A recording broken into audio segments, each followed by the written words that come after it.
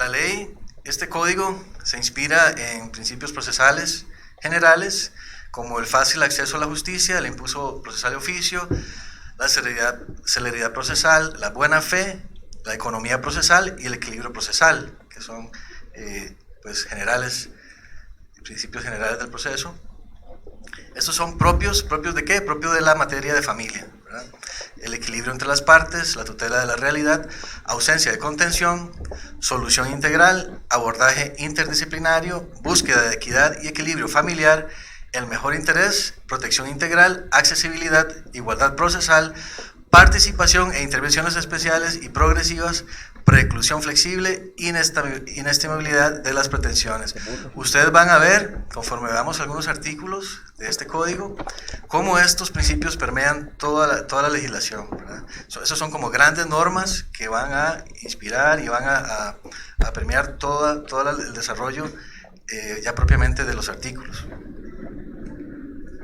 En cuanto a prueba, también tenemos algunos principios. Muy importante, la libertad probatoria. Les voy a invitar que por favor busquen en la página 25 del código que se les dio. En la página 25 vamos a ver algunas cosas respecto de esto de la libertad probatoria que se introducen con este código. Y voy a solicitarles a ustedes que también, para hacerlo un poquito más participativo, tal vez me ayuden también leyendo un poco. Tal vez comenzamos por allá y vamos a seguir así leyendo vamos a estar leyendo algunos artículos. Si podemos leer de donde dice, según lo establece.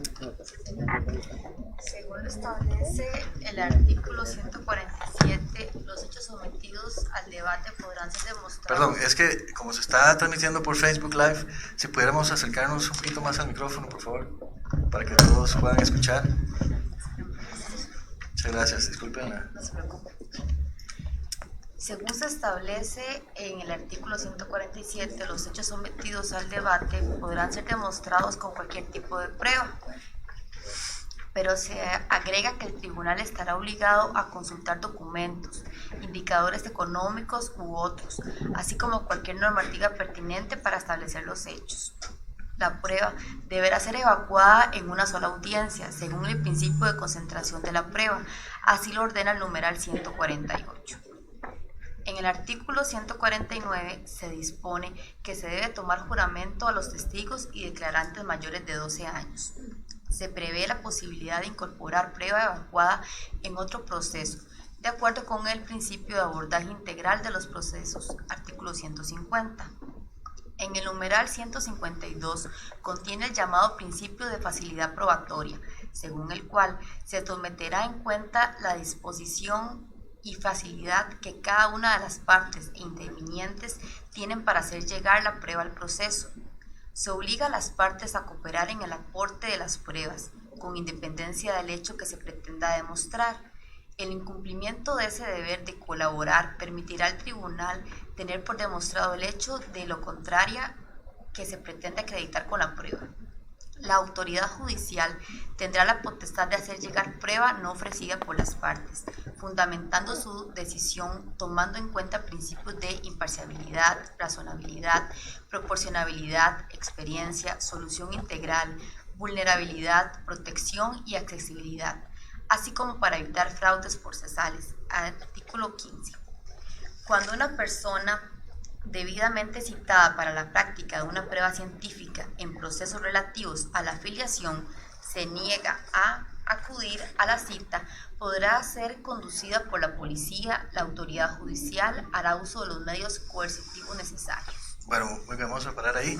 Como ustedes pueden ver, es diferente, ¿verdad?, cómo funciona, por ejemplo, en materia civil, ¿verdad?, donde la carga de la prueba la tiene quien alega un hecho. Aquí se da, y ustedes pueden ver cómo esos principios permean estas normas, ¿verdad? Aquí mismo se habla de algunos principios también de imparcialidad, razonabilidad, proporcionalidad, experiencia, solución integral, etcétera, que ustedes pueden ver que son propios de esta materia. También tenemos la gratuidad. Bueno, Oscar nos va a hablar seguramente de cómo el proceso llegó a estar hasta donde llegó en esta norma. Se habló mucho de que en estos procesos iba a ser como materia laboral, ¿verdad?, que iban a tener abogado, prácticamente todo el mundo gratis, ¿verdad? Al final vamos a ver cómo eso quedó. La privacidad y confidencialidad se mantienen, por supuesto, contradictorio, posibilidad, ¿verdad?, de defenderse, de hacer preguntas a testigos. La concentración, ya vamos a ver un poquito más de la concentración más adelante. La flexibilidad en el ofrecimiento, admisión, práctica y práctica probatoria dentro del marco de legalidad. Y vamos a hacer también un énfasis especial en lo que es la lógica, la experiencia y el sentido común, que nos habla del artículo 191. Que, por ejemplo, en materia penal, algo que es similar a este concepto, se le llama la sana crítica racional, ¿verdad? Yo pienso que es muy importante. ¿Cuántos de aquí son abogados? Aquí practican el derecho. Mire, casi todos. Casi todos ustedes son profesionales en derecho o estudiantes en derecho, ¿verdad? O tal vez algunos son de algunas otras disciplinas, de las ciencias sociales, pero ya veo que la mayoría somos profesionales en derecho, y a mí me parece que es muy importante que todos los profesionales, independientemente de la materia, ¿verdad?, estemos siempre repasando lo que es la lógica jurídica, ¿verdad? La lógica jurídica la vamos a utilizar para analizar una sentencia, para ver si un cliente nos pide una apelación, hay que, ¿verdad?, agarrar la sentencia y a leerla, a ver si el juez está haciendo uso de la lógica, la experiencia y el sentido común, ¿verdad?, que a veces es el menos común de los sentidos, ¿cierto?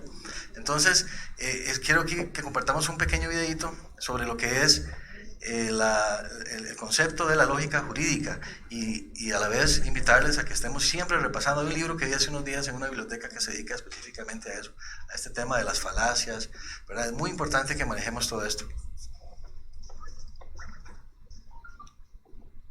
Hola, soy la profesora Diana Berlín Silva, y en este video hablaremos de las nociones de lógica. Nuestro objetivo es estudiar las nociones. Vamos a volver un poquito porque parece que nos falló el audio.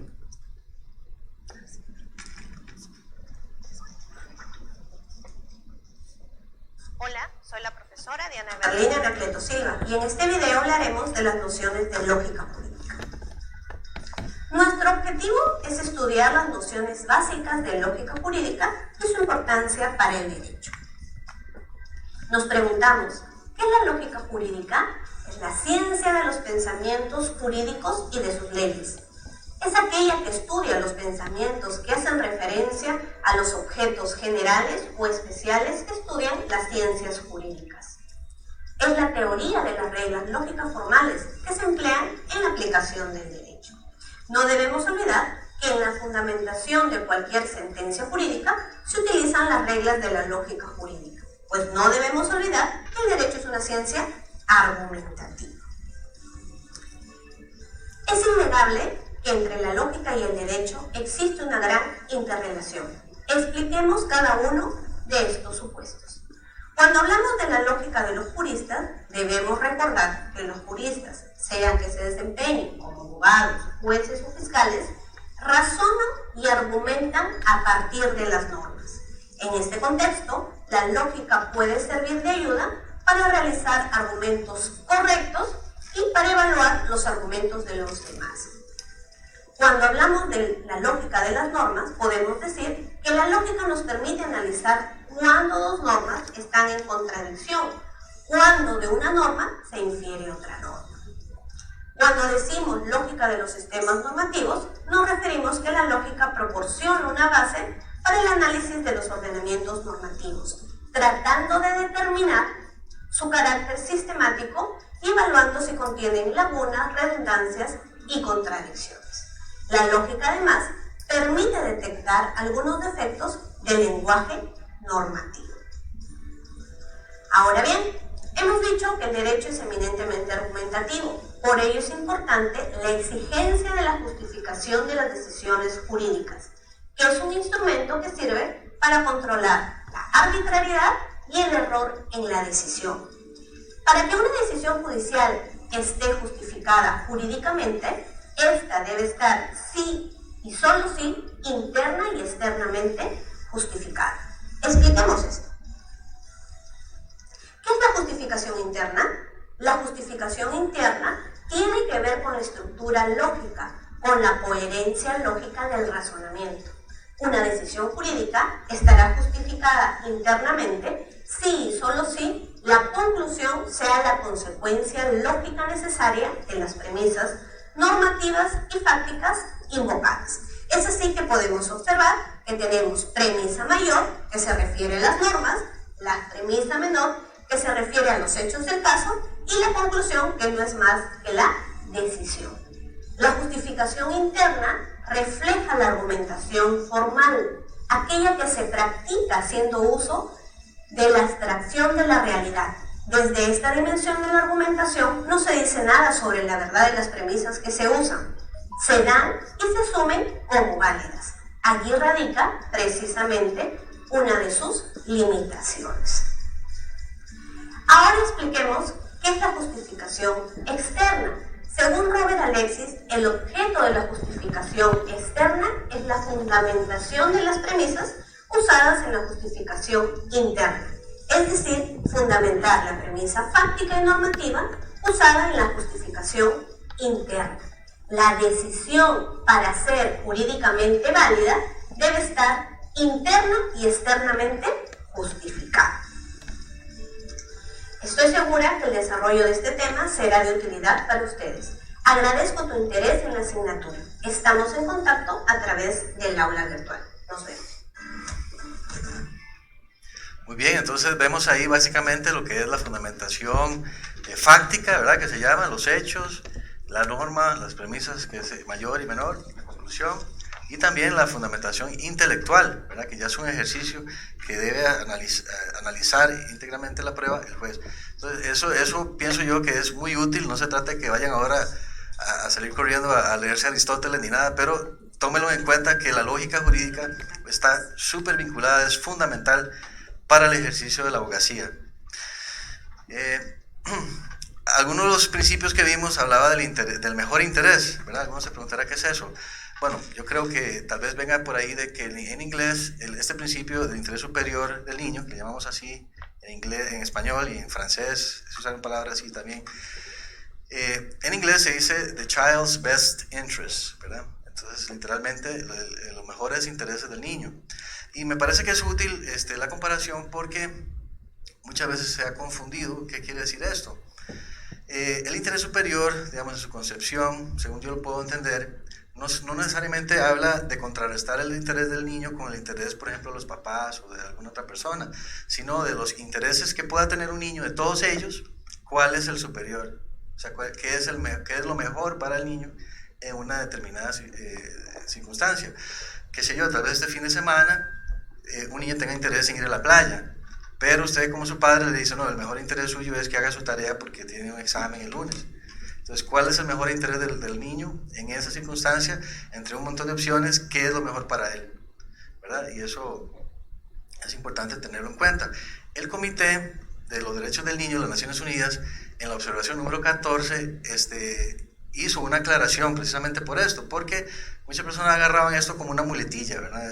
Eso del interés superior del niño, y con eso fundamentaban cosas a veces que eran unas barbaridades, ¿verdad?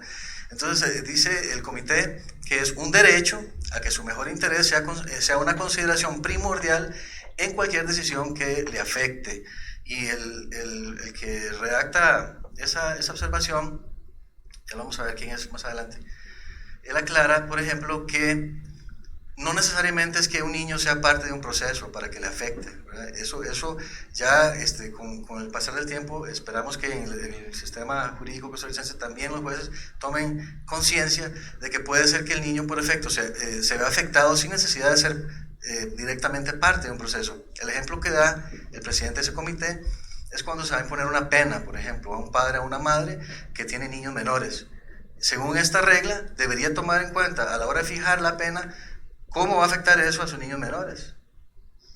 No sé si me explico.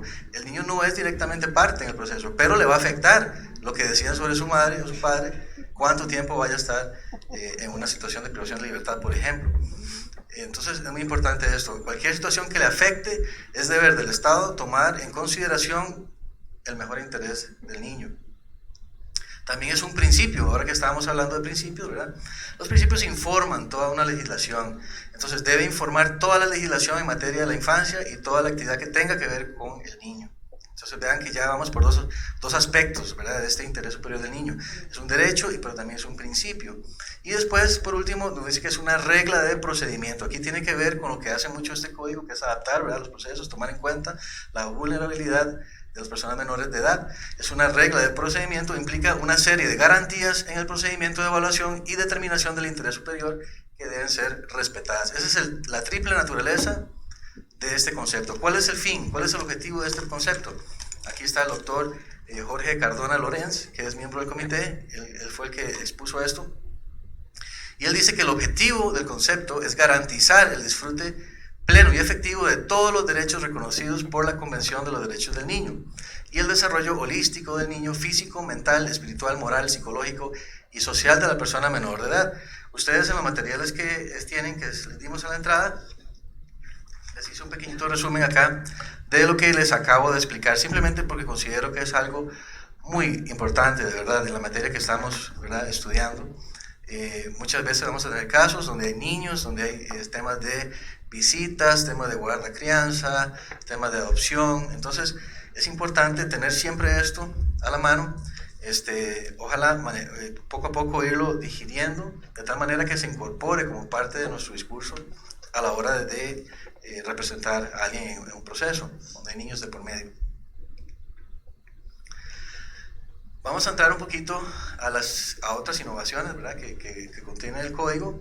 Obviamente, tal vez entre lo más importante considero que está la implementación de la oralidad, ¿verdad? Ya tenemos en Costa Rica experiencia en la oralidad, está en materia penal, después se introdujo en materia laboral, bueno, antes en el contencioso, ¿verdad?, el contencioso administrativo, recientemente en el laboral. Entonces ahora las diferentes materias se van dirigiendo hacia un proceso oral. ¿Qué es lo que se busca con esto? Bueno, se busca paliar un poco este problema de que los procesos duren tanto tiempo, ¿verdad?, tantos años. Les voy a dar un ejemplo que se me está viniendo a la mente ahorita porque es que creo que ejemplifica muy bien lo que está sucediendo. Un cliente mío en el 2016 metió un incidente de rebajo de la cuota alimentaria. Pasó un tiempo, ¿verdad?, en el 2016, recuerden. Y eventualmente el juzgado resolvió y lo declaró sin lugar. Él vino donde mí, apelamos y declararon con lugar el recurso y anularon la sentencia. Entonces lo devolvieron porque no van a resolver en única instancia. Entonces lo devolvieron para que otra vez el juzgado de pensiones resolviera. Pero no les estoy exagerando, el que quiera yo se lo puedo enseñar. El juez hizo copy-paste de toda la resolución y le cambió el por tanto nada más. O sea, era la misma fundamentación que usó para declarar sin lugar, ahora la usó para declarar con lugar. Entonces, ¿qué pasó? Obviamente, cuando recurrió la otra parte, ahora otra vez anulan la sentencia y vamos para otra, ya una tercera sentencia de primera instancia. Entonces estamos en 2019 y el señor, ya las circunstancias que se alegaron en aquel momento, en 2016, perdieron toda actualidad, ¿verdad? Ya son totalmente otras. Ese tipo de proceso escrito, ¿verdad?, que tenemos, hace que incurramos en este tipo de injusticias, porque es una injusticia también. Las partes tienen derecho, según el artículo 41 de la Constitución, a una justicia pronta y cumplida, y no se está cumpliendo con eso. Entonces, la esperanza es que al cambiar a un sistema de oralidad, que además tiene audiencias que se ordenan, que son en un plazo corto, logremos paliar estas situaciones. Por ejemplo, se ve que la contestación, ya vamos a ver un poquito más en detalle esto, se va a dar en una audiencia oral. Eso se supone que va a ahorrar mucho tiempo. El acceso a la justicia es un principio también importante. Las personas menores de edad y las personas con discapacidad y otras poblaciones vulnerables van a tener acceso a la justicia en igualdad de condiciones. Los procesos deben ajustarse a la edad, capacidades de las personas y formas alternas de comunicación, incluidas lesco y lenguas indígenas, ¿verdad? Que eso sigue siendo un reto para el Poder Judicial porque a veces cuesta encontrar traductores de lesco y traductores de lenguas indígenas. Se da también capacidad procesal plena a los niños a partir de los 12 años. Eso también es una innovación importante. Quisiera pedirles que buscáramos el artículo 14, porque me parece que eso también es importante en el código. Esto está en la página 46 del código. Artículo 14. Y si pudiéramos seguir leyendo con la colega que está a la par, por favor.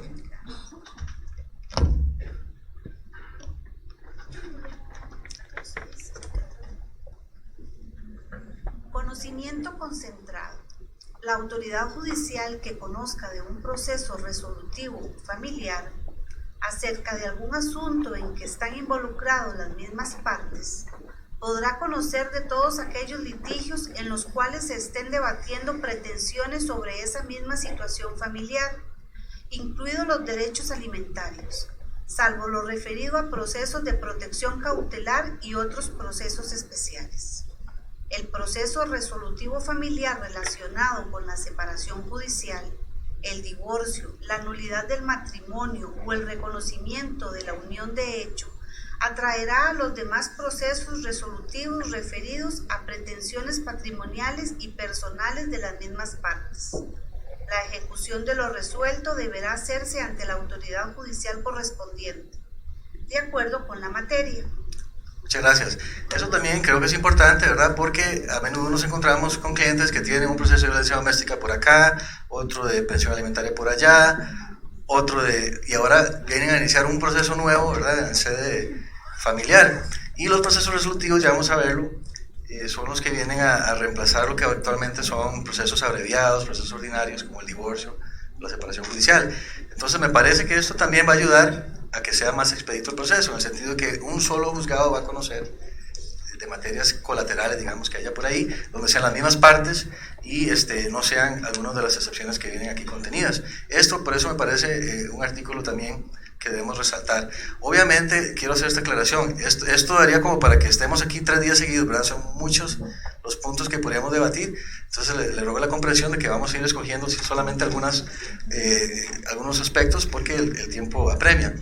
Esto también me parece que es importante, el arraigo, que literalmente quiere decir echar raíces, ¿verdad? Pero vamos a tener un proceso aquí en materia de familia. Si pudiéramos continuar con el artículo 48, el siguiente colega que está ahí, el señor. Gracias.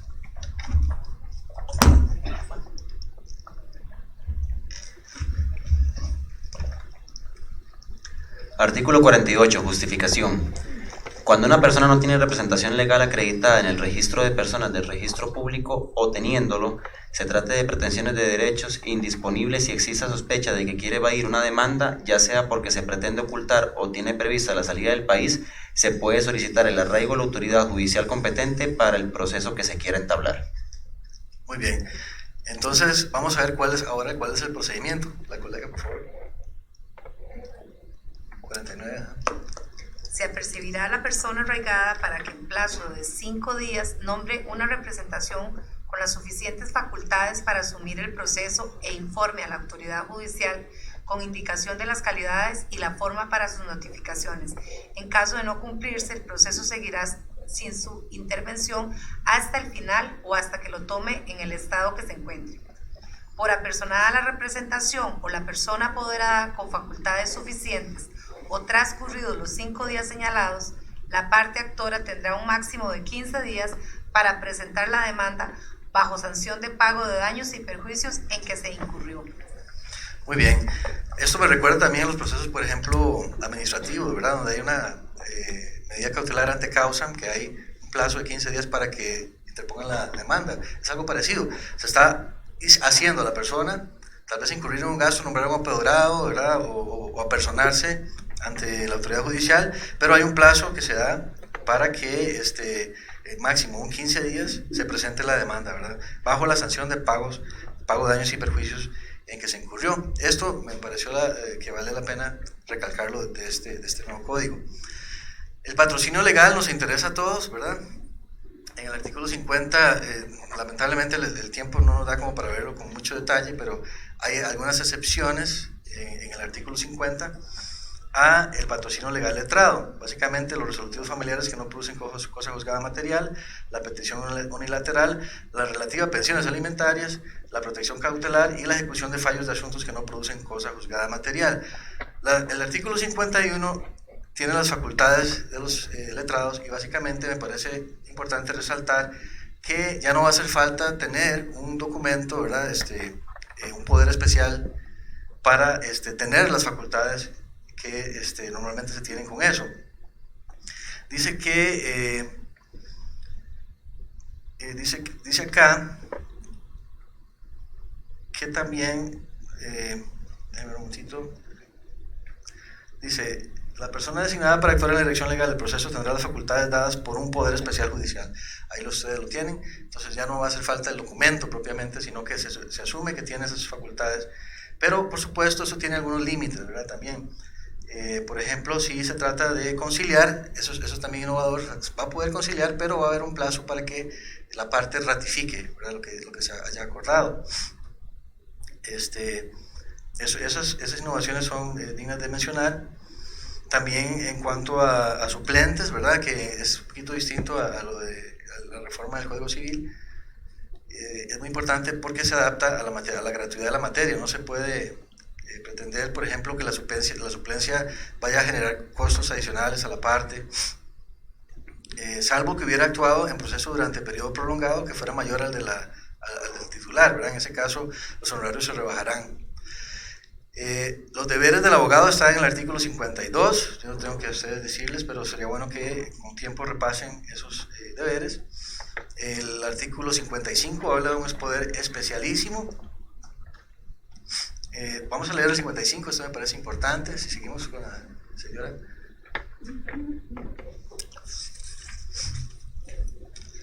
Muy buenos días, muchas gracias, don Arcelio. Gracias. No soy abogada, pero soy profesora y me interesa mucho el tema. Gracias por estar acá. Muchas gracias. Poder especialísimo. Dice, en los casos en que sea necesario poder especialísimo, deberá ser otorgado en escritura pública y se consignarán los actos para los cuales se da la autorización dentro del proceso.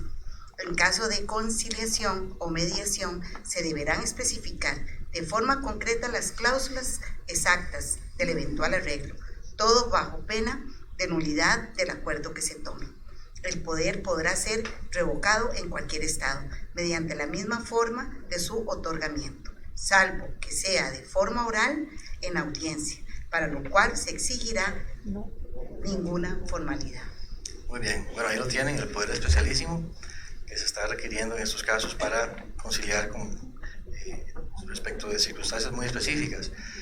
El artículo 211, esto, me recuerda al Código Procesal Laboral, donde se incluyó también un máximo de un 25% como límite para la cuota litis, ¿verdad? Ustedes no sé si están familiarizados con esa reforma procesal laboral, pero ahí también se incluye esta limitante, entonces es importante tomarlo en cuenta. ¿En qué casos procede la defensa pública? Es decir, ¿en qué casos procede? Esto lo vamos a encontrar en el artículo 56, es lo que les adelantaba. Si gustan, vamos al artículo 56, página 71. Y básicamente, después de tanto que se habló, ¿verdad? Y se redujo a esto, en los procesos referidos a materia de pensión alimentaria, la parte beneficiaria que no cuente con recursos económicos para contratar patrocinio letrado, podrá solicitar la asistencia letrada de la defensa pública del Poder Judicial. Con las mismas funciones, ¿verdad? De un abogado director, ¿verdad? En un proceso. En el 57 se nos habla de que si se logra comprobar que la persona tenía dinero, pues le van a cobrar, ¿verdad? Se supone. Aunque esta defensa pública pasa muy ocupada, ¿verdad? Esperemos que no haya abusos. Otra innovación, las audiencias previas de conciliación. Bueno, ustedes que trabajan en materia de familia y pensiones sabrán que actualmente los juzgados electrónicos están llevando a cabo esas audiencias previas, ¿verdad? Llaman a las partes, tratan de llegar a un arreglo y si no arreglan, entonces ya viene la imposición de una cuota provisional. Aquí, con este Código Procesal de Familia, vemos que se dan como parte de una audiencia inicial, digamos, y con esto se está también quitando de los juzgados de pensiones la fijación de una cuota provisional. Sigue existiendo, eso sí, en materia de violencia doméstica. Esperamos que eso no vaya a saturar, ¿verdad?, el trabajo de los juzgados de violencia doméstica, porque las personas van a buscar una cuota provisional y le van a decir, solo el juez de violencia doméstica lo puede otorgar, entonces puede pedir la medida ante el juez de violencia doméstica para tener la provisional. Es una de las críticas que se le podría hacer a eso, ¿verdad? Además de que los jueces de pensiones tienen a veces dificultad en poner un monto provisional, ¿verdad? De cuota alimentaria. A veces no usan las herramientas que podrían usar, como las encuestas del INEC, encuestas hogares del INEC, para darse una idea de los verdaderos gastos que tiene una familia de una determinada clase social. Y ahora imagínense los jueces de violencia doméstica, que no están acostumbrados tampoco a eso, ¿verdad? Eso el Poder Judicial, me imagino, va a tener que capacitarles en eso. Nosotros hicimos una propuesta de tablas orientadoras, recibió una oposición férrea, ¿verdad? Era solamente una herramienta de referencia, como se usa en España, en muchos países. Alemania. Pero bueno, al menos hemos hecho el punto de que los jueces deberían echar mano de recursos, herramientas técnicas, científicas para fijar una cuota provisional, no solo lo que se les ocurrió, ¿verdad? Porque tenemos casos, aquí está Jorge Pita, por ahí vamos a Jorge, 4 millones de cuota provisional que le llevaron a la ruina, ¿verdad? Eso, no se trata de eso tampoco eso se va a beneficiar a las personas beneficiarias, que al final la persona termina en apremio corporal y no puede pagar, y eso es una verdadera desgracia familiar. En cuanto a los procesos, y me queda poco tiempo, todo lo que era abreviado, divorcio, separación judicial, todos esos procesos que están ahora regulados por un proceso resolutivo familiar. ¿Por qué se llama así? Porque ese fue el nombre que se escogió dárselo a este proceso, ¿verdad? Y don Oscar puede tal vez hablarnos un poquito más de eso, porque se escogió ese nombre, ahora que él asuma el podio y nos hable sobre eso.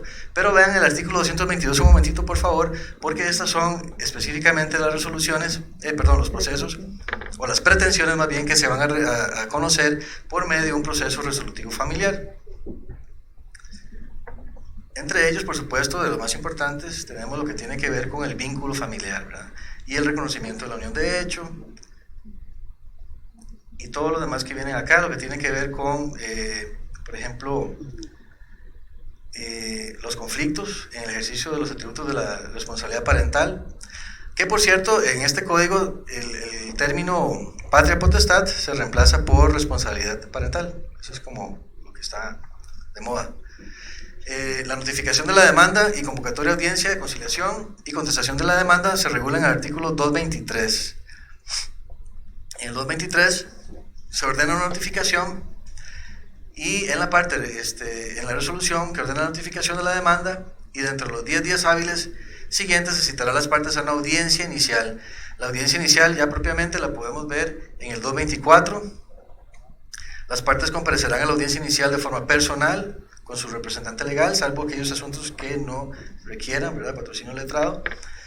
Invitará la autoridad judicial a las partes a conciliar. Eso es lo que hablamos de la conciliación, y como un principio que informa esta legislación, siempre se va a intentar primero que las partes lleguen a una conciliación.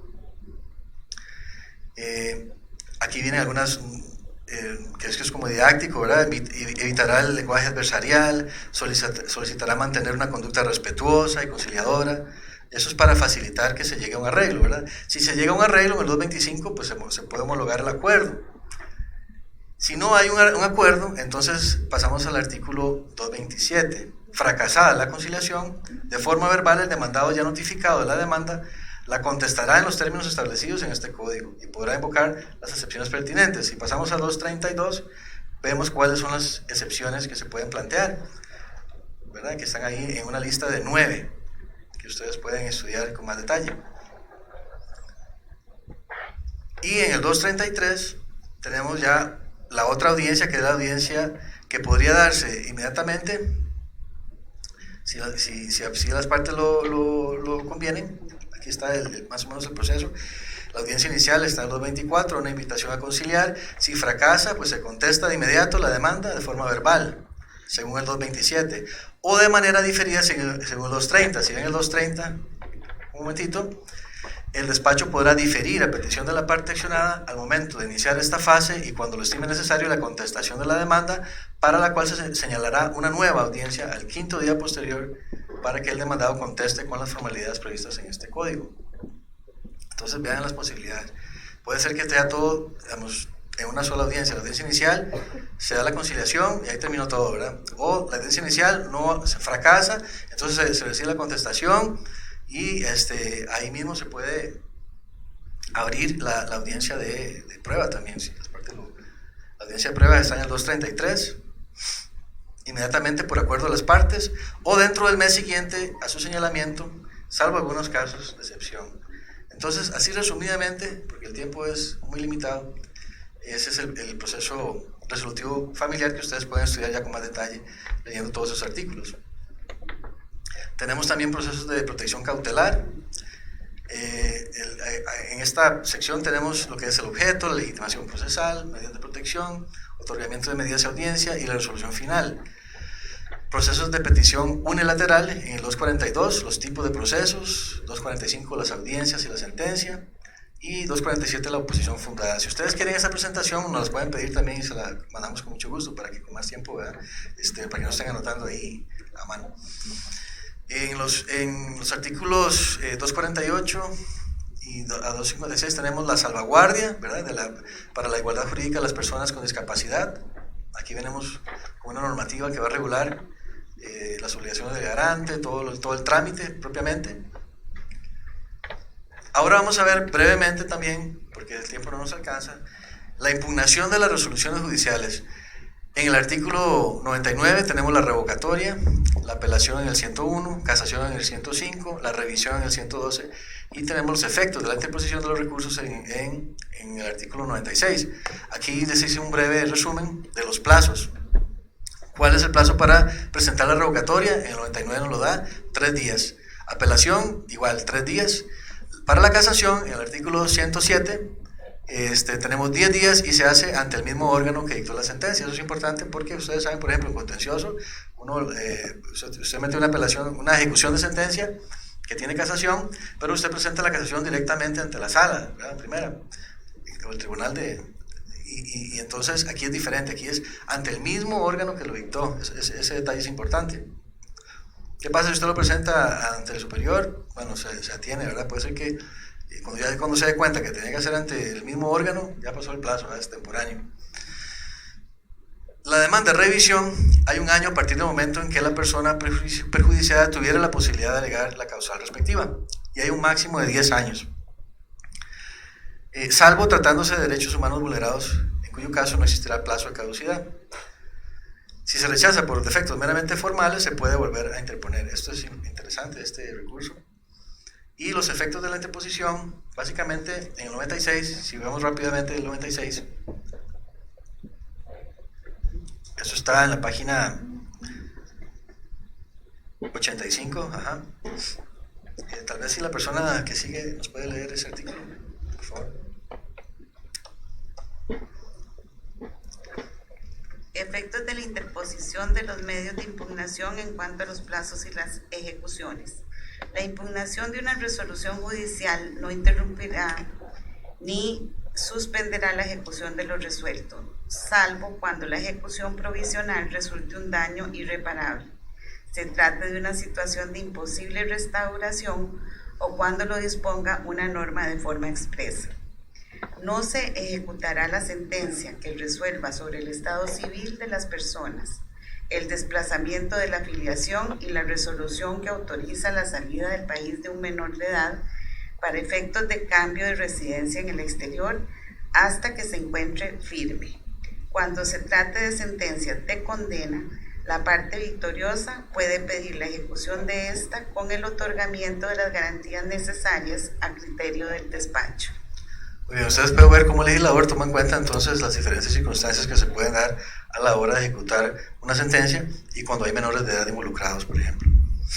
Bueno, vamos a entrar a esta que es mi parte favorita. ¿Por qué? Porque yo en los últimos 5 años voy a participar directamente en introducir algo aquí que costó un montón, que es una forma diferente de ejecutar el apremio corporal en Costa Rica. 152 años que nadie pueda variar eso, ¿verdad? Pero yo pienso que fue algo que va a ser más razonable su aplicación. Algunos no están de acuerdo conmigo, incluso la Defensoría de los Habitantes llevó esto a la Sala Constitucional y todo, y los magistrados dijeron que no había problema, por dicho. Toda la materia procesal en cuanto a alimentos se regula en el título 5 del libro 2 del Código Procesal de Familia. Entonces quiere decir que ya la ley de pensiones alimentarias que se publicó en el 97 deja de tener ya validez a partir del 1 de octubre del año entrante. Entonces es bueno que ya vayamos aprendiendo qué es lo que dice este código respecto de la materia de alimentos.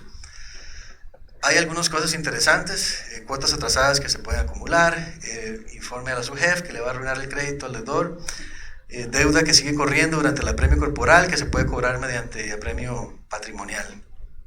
Edades de exención se lograron cambiar. Aquí yo, bueno, don Oscar estuvo en la comisión, ¿verdad?, del Poder Judicial. Ellos recomendaban subir la edad de exención de 71 años que está ahorita a 75. Yo en aquel entonces hice una consulta a CONAPAMA, ¿verdad?, qué pensaban ellos sobre eso, y la respuesta que obtuvimos fue que ellos consideraban que no había ninguna razón objetiva para un estudio que fundamentara un cambio para subir la edad. Más bien, entonces los legisladores optaron por bajarla a la edad del adulto mayor, que es 65 años. Entonces, en ese sentido, más bien se bajó.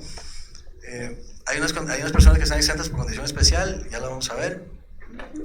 Y vamos a ver un poquito más sobre los detalles que le estoy hablando.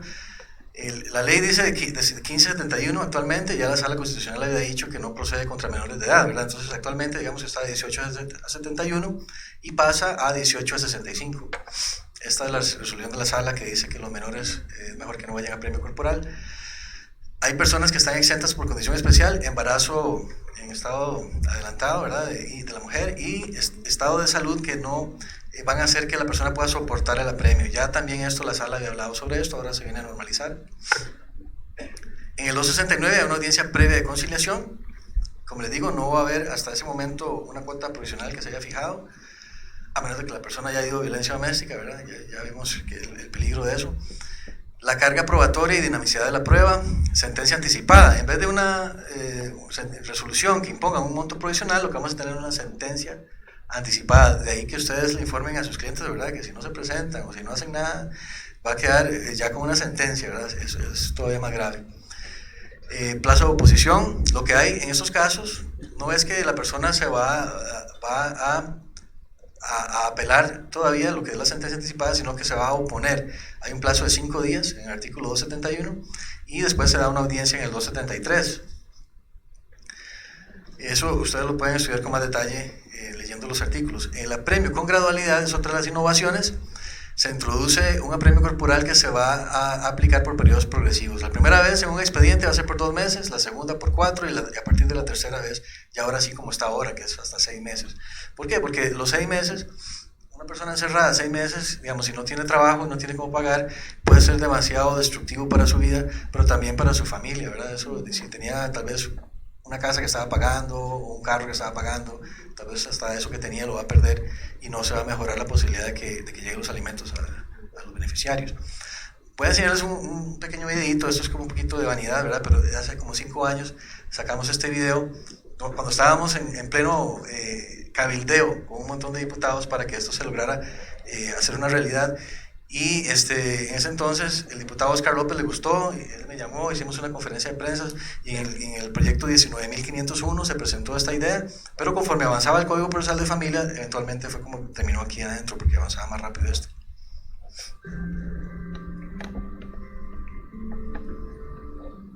Hola amigos, les habla el licenciado Sergio Hernández. Quiero hablarles sobre la idea del apremio corporal nocturno. Simplemente es un apremio que se aplica de 8 de la noche a 6 de la mañana. ¿Y qué hace el apremio corporal nocturno? Pues presiona al deudor alimentario que está atrasado o que ha pagado de manera incompleta para que se ponga al día en el pago de la pensión y para que pueda de esa manera satisfacer sus propias necesidades y las de sus acreedores alimentarios. El apremio corporal nocturno ya se está practicando en Chile. Esto facilita que el padre se mantenga vinculado a los hijos, que el dinero no sea un obstáculo para que él pueda relacionarse con ellos, mientras que puede lograr reunir la cantidad necesaria para ponerse al día. Los adolescentes, señores diputados, les invito a analizar esta solución. Cambiemos la ley, modifiquemos el apremio corporal para que sea un apremio corporal nocturno. Muchas gracias. Bueno, eso fue hace como 5 años, ¿verdad? Para que vean que esto no ha sido de un día para otro, le ha costado mucho. Al final se hizo como una medida especial. Nosotros lo que queríamos era que fuera la norma, ¿verdad? Para todo el mundo. Ahora tenemos un contrasentido, bueno, que va de 8 a 5, no de 8 a 6. Tenemos un contrasentido porque siguen existiendo los beneficios que actualmente están en la ley, en el artículo 31 y 32, para pedir plazo de un mes para buscar trabajo o el pago de lo que se debe en cuotas, en tractos. Y eso no conlleva ningún tipo de premio, ¿verdad? Entonces, ¿para qué va a querer ir a la noche a la cárcel si puedo nada más? ¿Verdad? Eso es como, pues es el resultado que nosotros queríamos que fuera la norma y al final quedó como una medida especial. Entonces, si usted quiere autoimponerse, ir a dormir a la cárcel, ¿verdad? Cuando pide un permiso de estos, pues pide el apremio corporal nocturno. ¿Qué pasa si no cumple la persona en esta medida? Porque lo que sí podría funcionar es porque es hasta 6 meses. Actualmente el plazo que sea para buscar trabajo es solo de 1 mes. Y se puede prorrogar hasta otro mes, pero con la situación actual que tenemos de desempleo, ¿verdad? Que es como un récord, 12%, no sé, algo así. a veces 2 meses no es suficiente. Ahora sí entra a tener más relevancia esto porque es hasta 6 meses. Entonces, recuérdese que la Sala Constitucional ha dicho reiteradamente que la prima corporal no es un castigo y no es una medida de seguridad. ¿Por qué? Porque la persona no ha pasado por un debido proceso, no lo hemos juzgado, no ha habido posibilidad de defensa para demostrar el dolo de esa persona y que se le castigue. Entonces es una medida de presión, solamente es una medida de presión y funciona igual si la presión es que se llegue a dormir nada más. En Estados Unidos en algunos lugares son los fines de semana nada más. Porque el fin es presionar al deudor. Recuérdese, esto es muy importante, mucha gente lo confunde, mucha gente cree que la cárcel, o sea, la prima corporal es un castigo, ¿verdad? Pero el fin de esto no puede ser un castigo porque la Constitución prohíbe castigar el 39 sin un debido proceso. De este fondo, bueno, simplemente diré que es como, hay que dar una garantía, ¿verdad? Y el Poder Judicial va a destinar un 15% de dineros que tienen ahí ociosos, pero esto tendrá que reglamentarse, ¿verdad? Para que la persona pueda pedir un préstamo al Poder Judicial y entonces ponerse al día con la pensión. Cuota ordinaria, aguinaldo y salario escolar. En el caso de la cuota ordinaria la tenemos en el 270. El aguinaldo es importante que pasaría al 20 de diciembre. Sin embargo, no sé si ustedes escucharon que ayer se aprobó el segundo debate un proyecto de ley de la diputada Ivonne Acuña que lo pasa al 21. Entonces, eso es como parte de ese problema de la técnica legislativa, ¿verdad? Yo creo que ni cuenta se dieron que el 1 de octubre ya estaba previsto que hasta en los primeros 20 días se pague el aguinaldo. Porque los patronos tienen hasta el 20 para pagar, ¿verdad? Eso, lo lógico es que sería unificar ese plazo. Porque si yo soy un empleado público, ¿verdad? Me estoy esperando el aguinaldo y me lo pagan el 20 y al 16, porque dice la ley que el 15, ¿verdad? Dice actualmente el 15, y al 16 me ponen a premio y no parece razonable. Entonces tenemos ya 2 normas, ¿no? Yo me imagino que entrará a regir primero esta otra de la que presentó la diputada Ivonne Acuña, entonces va a ser hasta el 21 más bien. Y el salario escolar se va a ver diferenciado. ¿En qué sentido? De que si usted recibe salario escolar, pues tiene que darlo, y si no, el juez va a tener que fundamentar. Actualmente la sala ha dicho que estos rubros deben ser fundamentados, ¿verdad? También. Hay muchas reformas que vienen en la última parte, ¿verdad? Que es el libro 3 de esto. Es importante que ustedes vean algunos artículos ahí. El 164, por ejemplo, es el que habla de esto del aguinaldo del 20, ¿verdad? Hasta el 20. La celebración del matrimonio sufre algunos cambios, ya los jueces de familia ya no van a casar, sino las jefaturas de las oficinas centrales o regionales del registro civil y los notarios públicos, como actualmente, ¿verdad? También, pero eso es una novedad. Y entonces, por favor, tomen el tiempo de ver las reformas que están a partir de la página 197. Quisiera ver con detenimiento cada una de estas. Sin embargo, el tiempo es escaso y queremos aprovechar que don Oscar está acá para que nos comparta, ¿verdad? Pero ustedes, por favor, esos son solo algunas de esas reformas. Hay muchos artículos que se reforman y es importante que, pues, no se puede celebrar un matrimonio por poder. Eso es importante que tomen nota, ¿verdad? Los colegas que aquí somos notarios, ya no se van a aceptar poderes para celebrar matrimonios. Tiene que estar la persona presencialmente y el notario tiene que dar fe de que está ahí, ¿verdad? Entonces ya se acabaron los matrimonios por poder. Ahora sí, la licenciada Sofía Jiménez Vargas, una abogada joven que colabora con nosotros, con ese entusiasmo que nos gusta, ¿verdad? Y que admiramos también su deseo de estar siempre actualizada, va a presentarnos a don Oscar Corrales. Y después, al final, cuando él termine, vamos a hacer también, antes del refrigerio, unas pequeñas preguntas.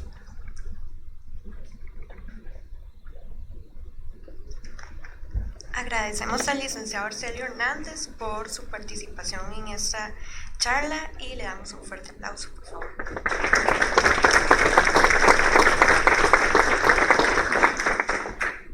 A continuación, vamos a tener una breve reseña histórica del Código Procesal de Familia por el licenciado Oscar Corrales Valverde, quien es licenciado en Derecho por la Facultad de Derecho de la Universidad de Costa Rica, 1988. Especialista en Derecho Comercial, Sistema de Estudios de Posgrado, Universidad de Costa Rica, 1990. 19 años como juez de carrera en el Poder Judicial de Costa Rica. Último cargo de juez superior en el Tribunal de Apelaciones de Familia. Docente, 25 años como profesor universitario impartiendo cursos de Derecho a Familia, Derecho Procesal Civil y Derecho Mercantil para licenciatura en Universidad de Costa Rica, Universidad de San José, Universidad Hispanoamericana, Universidad Fidelitas. 10 años como profesor de Derecho y Familia en el Sistema de Estudios de Posgrado, especialidad de Derecho Notarial de la Universidad de Costa Rica. Otros atestados: ex vicepresidente de la Asociación Costarricense de la Judicatura, ex presidente y fundador de la Asociación de Jueces y Jueces de Familia de Costa Rica, coordinador de la comisión operativa encargada de sentar las bases para la redacción de un Código Procesal de Familia de Costa Rica, ex integrante de la Comisión de Derecho de Familia del Colegio de Abogados de Costa Rica, consultor para la UNICEF, encargado de diseñar el curso introductorio de la aplicación de la Convención de los Derechos del Niño para Costa Rica. Recibámoslo con un fuerte aplauso.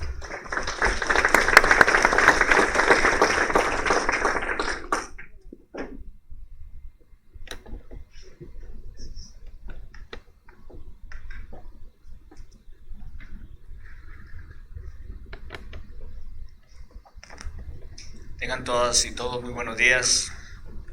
Es un honor para mi persona haber sido invitado a esta mañana, expresarles algunas consideraciones de los aspectos históricos y de marco teórico, lineamientos que generaron este código.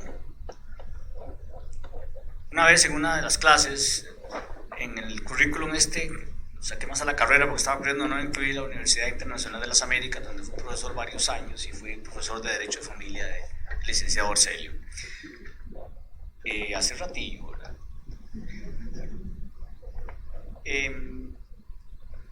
Una vez en una de las clases estábamos viendo un tema de adopción y una alumna en la parte de atrás levantó la mano. Estábamos hablando de la historia de Roma, de cómo había nacido, por qué había cambiado tanto el instituto. Me dice: profesor, ¿es necesaria esa parte histórica? Estaba aburrida la muchacha de estudiar historia, de ver la parte histórica. Tenía razón. Uno paga un curso universitario, un curso, y lo que quiere es pragmatismo y que le sienten las bases a uno para una buena educación. Pero como dice un refrán que anda por ahí en redes sociales, quien no conoce su pasado no sabe para dónde dirige su futuro, ¿verdad? Además, el reconocimiento y la manera de visualizar que las instituciones que se han forjado hasta ahora, no importa los años que llevemos como civilización, son el resultado del esfuerzo minucioso y del sudor de muchas personas. Nosotros recibimos ya las cosas a veces realizadas, hechas. Yo acostumbraba mucho a decir eso en la universidad. Entramos a la habitación, encendemos la luz, pero no nos detenemos por un momento a pensar los siglos que costó tener un equipo de este tipo, apagar la luz al entrar a la habitación. Así que vamos a tener que escuchar durante un ratito por lo menos un recuento histórico breve, lo más breve que pueda, de cómo nació este proyecto de Código Procesal de Familia, para que ustedes también se den una idea de por qué hay algunos cambios. La parte de redacción final le correspondió, varios trabajamos en esta empresa desde el principio, pero el grueso de la redacción estuvo a cargo de Alberto Jiménez Mata, juez de familia. Ya lo van a ver en alguna de las fotografías de las transparencias. Pero quedó plasmado ahí, quedó recogido el sentir de quienes hemos estado en esto desde el principio.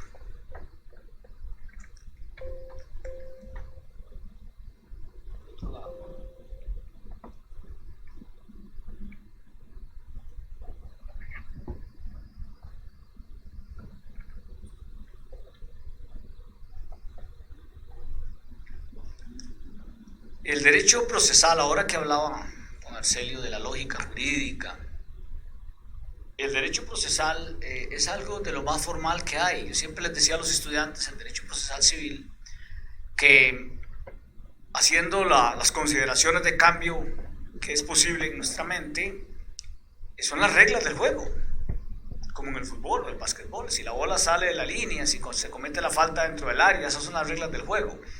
Si hay un derecho que pueda transmitir o contener alguna parte de lo que en la historia jurídica es la justicia, es el derecho procesal, o debe serlo. Porque recordemos que en las clases de filosofía del derecho, materializar el concepto, aprender el concepto de justicia es de suyo bastante difícil y delicado. Al final se acuñó la famosa frase romana de Ulpian: justicia es la constante y perpetua voluntad de dar a cada uno lo suyo. y qué es lo suyo. Pero en materia jurídica, si nosotros logramos poner o sentar frente al juez a dos partes, plurilaterales o unilaterales, y les damos los instrumentos formales necesarios para equiparar su condición frente al juez, estamos tratando de emular, si no la justicia, por lo menos algún concepto de equidad. Y por eso el derecho procesal es fundamental.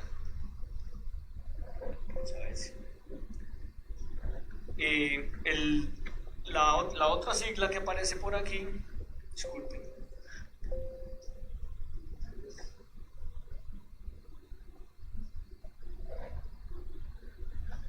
la otra sigla que aparece acá como código en las láminas anteriores, CPF-TIA, es porque en algún momento, dados los emprendimientos que hicimos, los que iniciamos con esto, se tuvo tanto contacto con personalidades de Latinoamérica, se veía como pionera esta gestión del derecho procesal de familia, que se pensó en hacer un código procesal de familia tipo para Iberoamérica.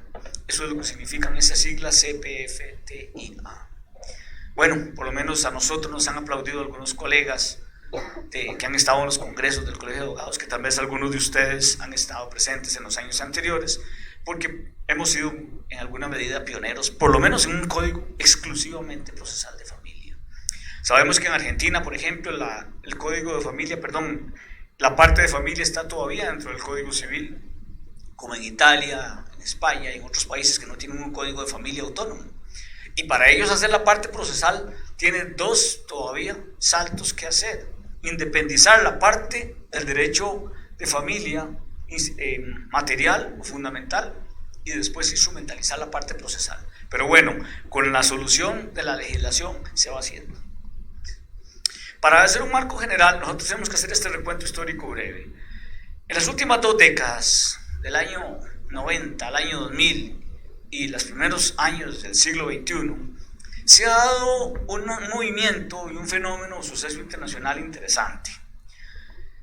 Hemos venido a ver cómo se han consolidado algunas disciplinas jurídicas especializándose. ¿El qué? El autonomizar las disciplinas jurídicas.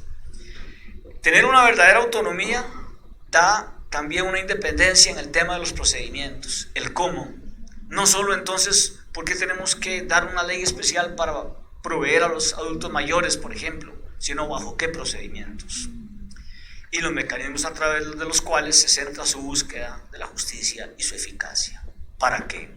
Esos eran los primeros lineamientos que nosotros, después de un arduo trabajo que ya vamos a ver ahorita más adelante, pudimos ir haciendo. En la segunda mitad del siglo XX, recordemos que había una Costa Rica con cambios trascendentales, había toda una generación, lo dice don Gerardo Trejos en su exposición de motivos y en su libro de Derecho de Familia Costarricense. Aparecen leyes nuevas de administración pública, códigos municipales, código penal, había venido el código de trabajo, la ley agraria, tantas y tantas reformas y leyes que se hicieron en ese tiempo. Bajo este contexto se sentó la plataforma jurídica de la Costa Rica de la segunda mitad del siglo XX. Es decir, muchos de nosotros que ya asistimos a las universidades después de los años, en la segunda mitad del siglo XX, hemos visto esta plataforma. 50 años después, pasó medio siglo, comprobamos un fenómeno de decisión en el universo jurídico. De aquel fenómeno romano que tenía en el corpus iure civile una ley concentrada, que influyó en todos los procedimientos, incluyendo los procedimientos penales. Ustedes toman la parte de nulidades en el Código Penal, por ejemplo, y hacen una comparación con el origen de las nulidades en el proceso civil, y fue el proceso civil el que sentó esas bases en su momento. Pero se vinieron consolidando las ramas jurídicas, al igual que la medicina y que tantas otras materias del conocer científico y del quehacer humano. Se han forjado principios propios fundamentales y eso se ha obtenido a través de legislación normativa específica con la contribución de jurisprudencia y de prácticas. En los currículos universitarios se comenzó también a diseñar ya no solo una materia de relleno. En la Universidad de Costa Rica, por ejemplo, en mis años de estudio, solo había un semestre de materia de familia en todo el diseño curricular. Logramos las generaciones siguientes empujar y hoy en día hay 2 semestres, uno dedicado más al área de proceso familiar. Se ha hecho la necesaria creación de jurisdicciones especializadas para la mayoría de las ramas jurídicas. Vino una era de autonomía de las especialidades jurídicas. Una autonomía que reclama integrar y armonizar las normas capaces de impulsar el desarrollo en cada área específica. Siempre con el norte de la búsqueda de una sociedad más justa, ese es nuestro cometido, y empujada por una variación del comportamiento colectivo e individual, merced al constante cambio obligado por la tecnología y por el fenómeno de la globalización. Todo ha influido en este cambio. Pero para hablar ya específicamente no de todas las áreas, sino del derecho de familia y procesal de familia, ha sido una de las áreas jurídicas que se lanzó a la búsqueda de la consolidación de sus valores naturales, de sus íntimas necesidades, de sus propios requerimientos. Y aquí viene cómo surgió todo. Costa Rica, nuestro aporte, nuestro esfuerzo, el de todos los que trabajamos en eso y de ustedes, porque es una sociedad en conjunto. Me gusta mucho la idea de Hegel del espíritu del Estado cuando nació la primera concepción filosófica de Estado. ¿Qué es un Estado? ¿Qué diferencia tiene el Estado con el gobierno?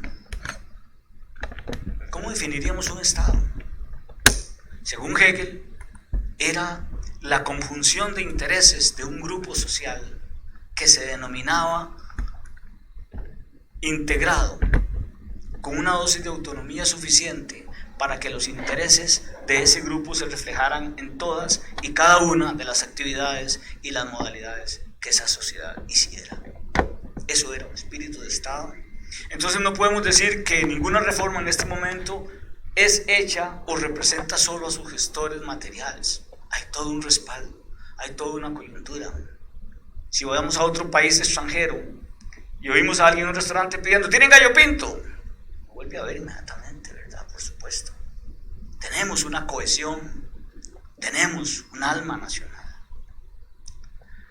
El propósito inicial venía de ideas foráneas. No tenemos tampoco nosotros una cultura tan autóctona, tan autónoma para decir que todo lo vamos a hacer nosotros. Había una idea venida de otros países, Uruguay ya había iniciado con esto y otros países suramericanos, de un código procesal único. El desarrollo del derecho procesal llegó a concebir que muchas de sus principios, facetas, estructuras, podría ser aplicable a todo y que se hiciera una parte general con una codificación única. Y así comenzó el proceso en Costa Rica.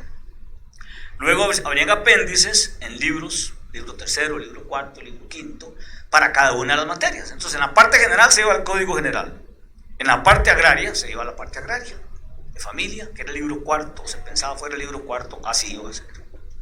Con algunas excepciones como el área penal, que por su propia naturaleza y la privación de libertad, de las libertades, tenían sus principios.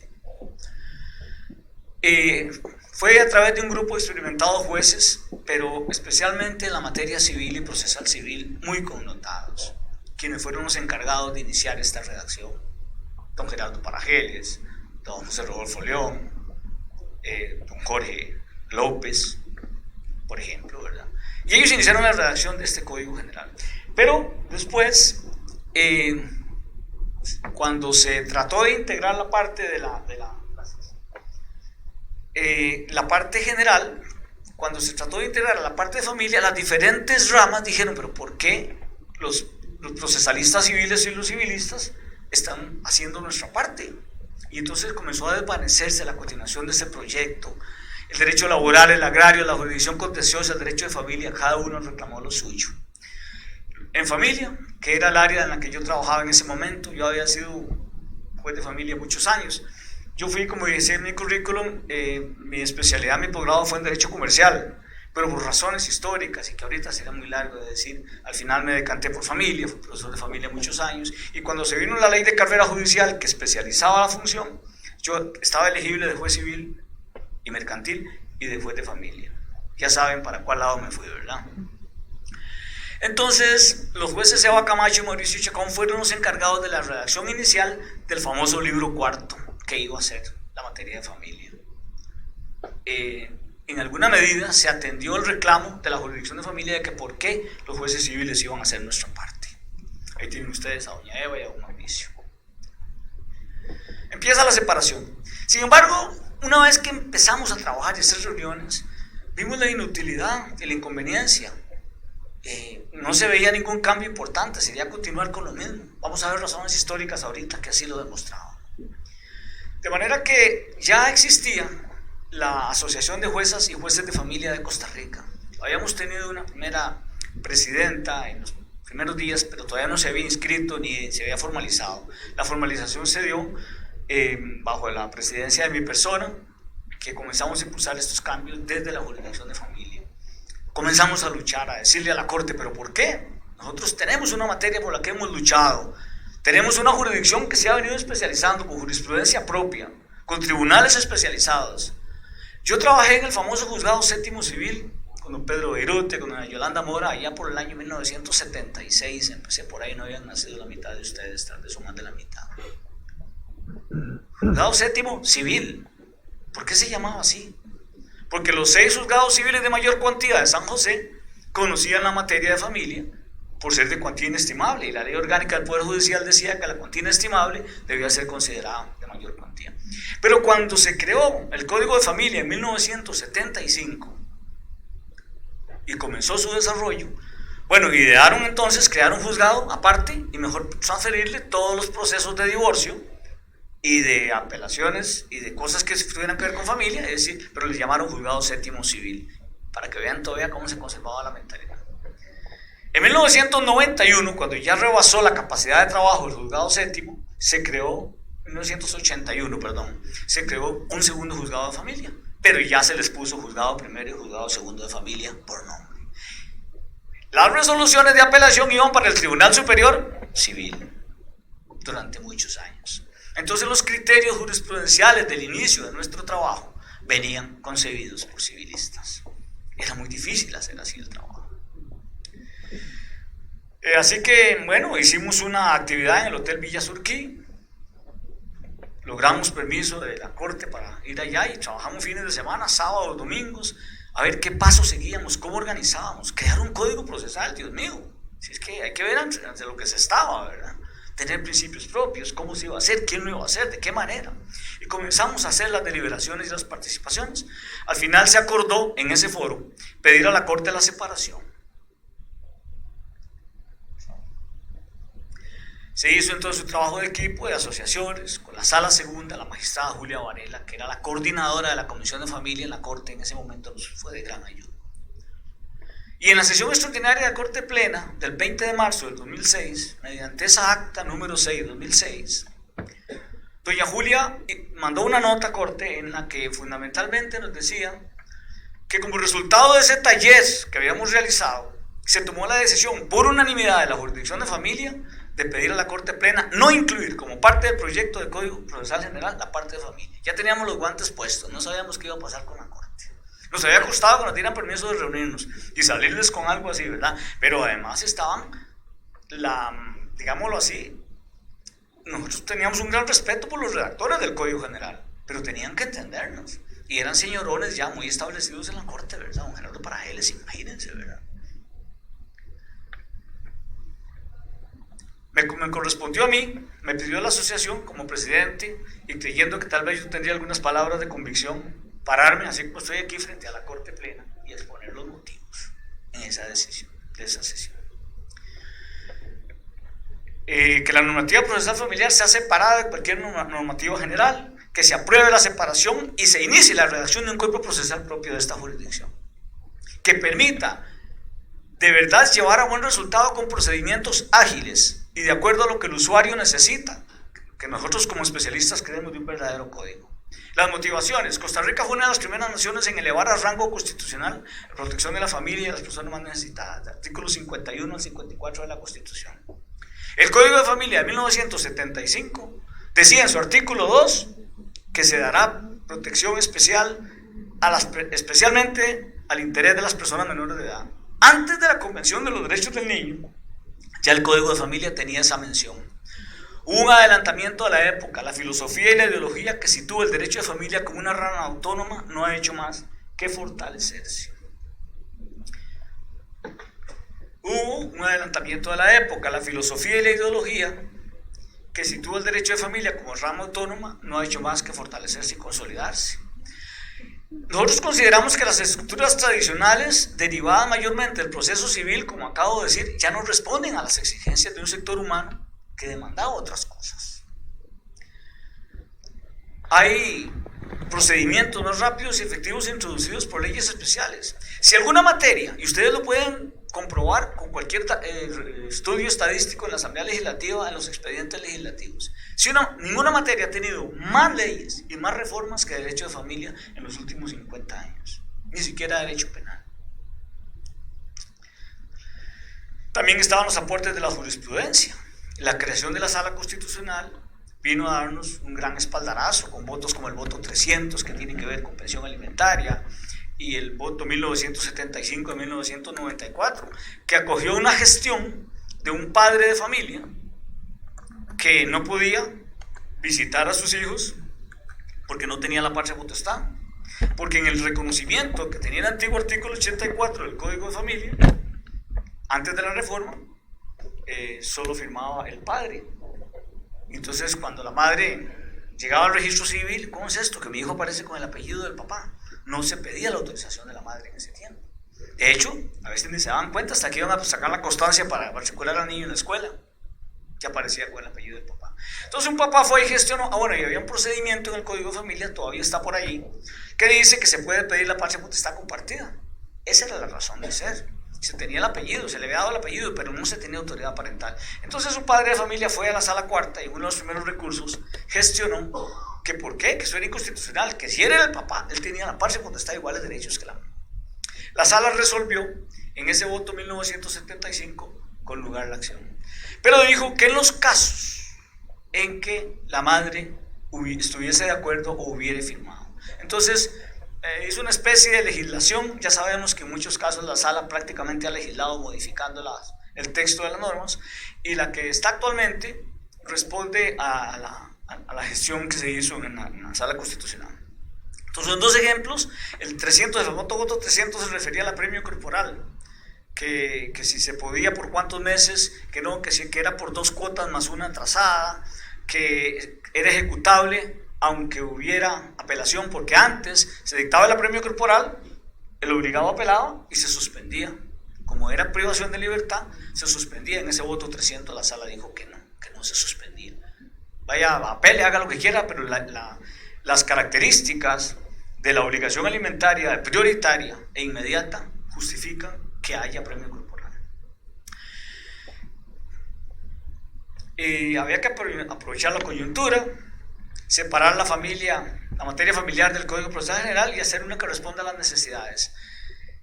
Tenía que participar el patronato, el INAMU, la Procuraduría, un montón de instituciones que ustedes van a ver ahorita en la comisión de enlace, que tengo por ahí una referencia, la cantidad de gente que se llamó para los primeros trabajos. Todo esto lo fundamentábamos en ese momento ante la sesión de sala, ¿verdad? Ante la sesión de corte. Se ha demostrado que las estructuras procesales tradicionales derivadas mayormente del proceso civil no responden ya a las exigencias que necesita el derecho de familia. Y este es el acta 07-2006 del 3 de abril de 2006, en donde rescato algunas cosas que dijeron algunos magistrados en esa sesión. Solo quisiera justificar mi voto y quisiera justificarlo en una labor de convencimiento que con mucha altura y con mucho profesionalismo hicieron los compañeros de la jurisdicción de familia, señaló una magistrada en su momento. Estoy convencida de que por la materia y en razón de lo que ellos están atendiendo, pero sobre todo, y también con un compromiso de entusiasmo de una nueva jurisdicción que se abre camino en temas tan sensibles como la familia. Tenía muchas reservas, pero quisiera ahora decirlo de esta forma y no me cabe duda, la necesidad de que esta jurisdicción cuente con su propia regulación.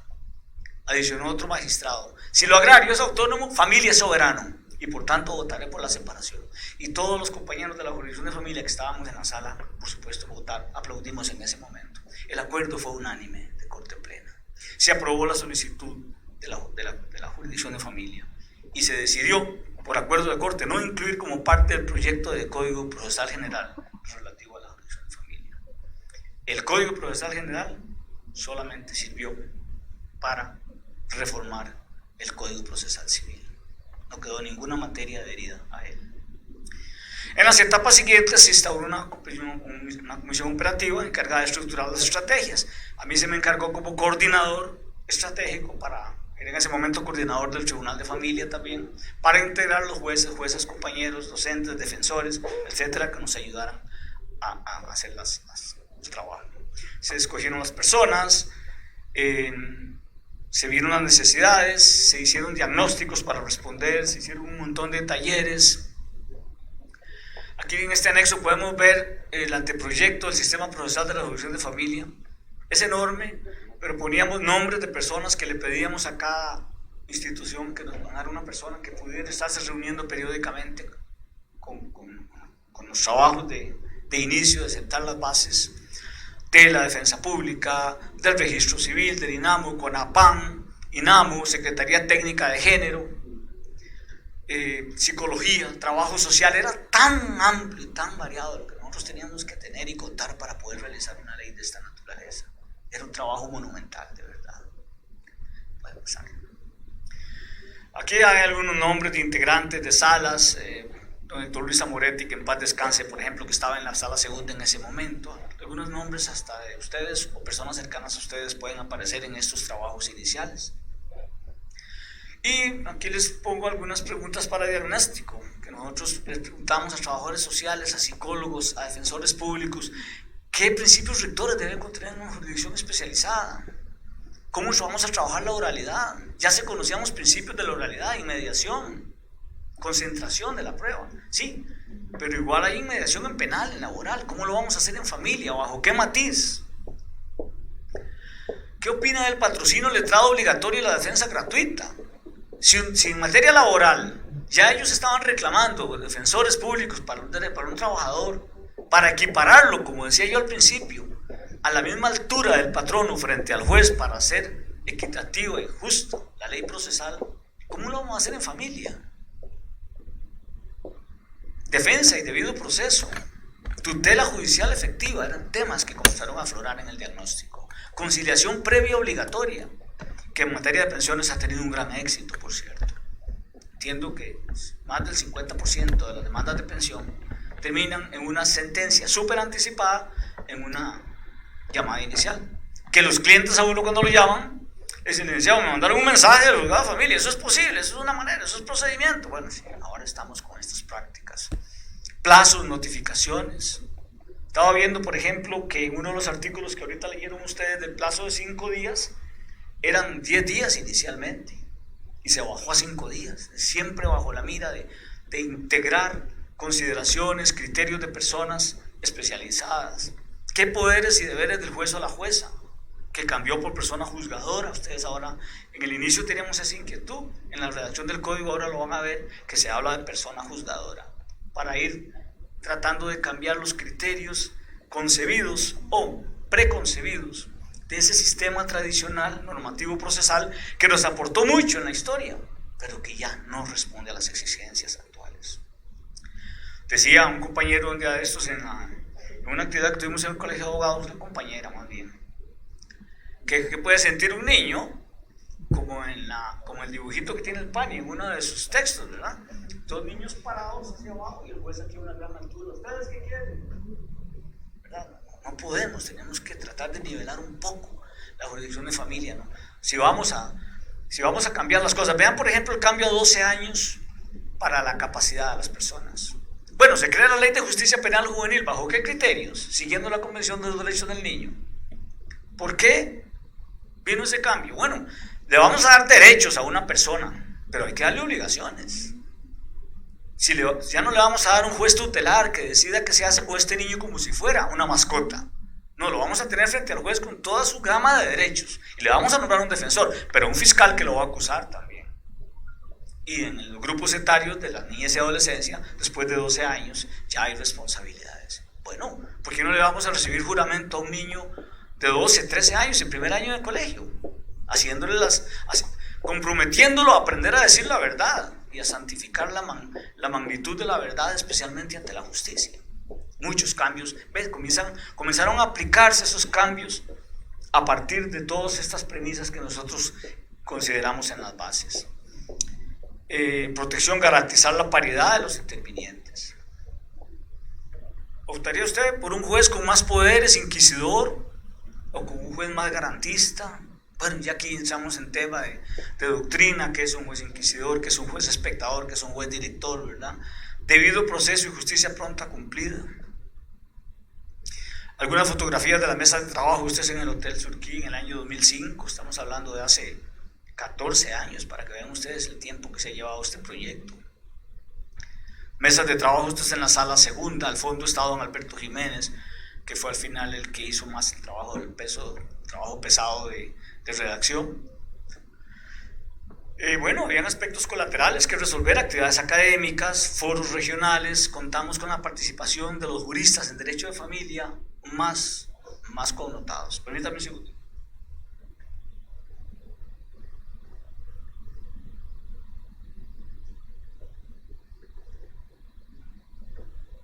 No sé si algunos de ustedes tuvieron acceso, en algún momento a ver las revistas de derecho de familia que comenzamos a publicar. Primero trimestralmente, después semestralmente. Este es un borrador de la número 3, este de la número 2, de la número 1, con artículos en donde le pedíamos a los participantes nacionales y extranjeros colaborar con artículos técnicos, científicos, sobre lo que iba a hacer. Y el gran trabajo de don Diego Benavides, que es el gestor teórico de toda esta legislación, derecho procesal de familia, tras las premisas de su teoría general. Jorge Kilmanovich, Diego Benavides, compiladores. Don Jorge Kilmanovich es una autoridad de derecho procesal en Argentina, en toda la República Federal de Argentina. Nos colaboró enormemente, lo trajimos al país. Vino doña Ida Kemelmacher de Carlucci, que fue además de una autoridad en derecho de familia, integrante de la Corte Europea de Derechos Humanos por cantidad de años, y es integrante de la Suprema Corte del Estado de Mendoza. Para citar dos de la cantidad de personalidades que trajimos de toda Iberoamérica. Fue realmente una situación grande. Se hicieron muchos trabajos. Los lineamientos, el marco teórico, ya han quedado entonces esbozados. Nuestro compromiso, que sea eficaz, garantista de derechos de ciudadanos, especialmente los más vulnerables. Algunos extractos de la introducción al planteamiento del marco teórico. Poco desarrollo científico doctrinal hemos tenido hasta el momento, necesitábamos hacerlo, y ustedes, las generaciones que siguen ahora, como una carrera de relevos, nosotros les estamos dando a ustedes el bastón de los relevos. Les corresponderá a ustedes, a los que les interesa, a los que lleguen a amar el derecho de familia, como lo hemos amado algunos de nosotros, darles la instrumentalización. Polémico hacer un código procesal de familia, difícil. Énfasis en la efectivización de derechos humanos. En el sistema tradicional sería seguir en lo mismo, en el sistema primitivo, en el sistema de la negación, en el que se administra un derecho de familia muy probablemente de corte antiguo, en tribunales de corte civil patrimonial sobre todo, con base en procedimientos civiles patrimoniales y dentro de la cultura tradicional del derecho procesal civil, minimizando y obstaculizando crecer los verdaderos valores a tutelar, manteniendo el statu quo del poder patriarcal y adultista. Hay que tener mucho cuidado con esto, ¿verdad?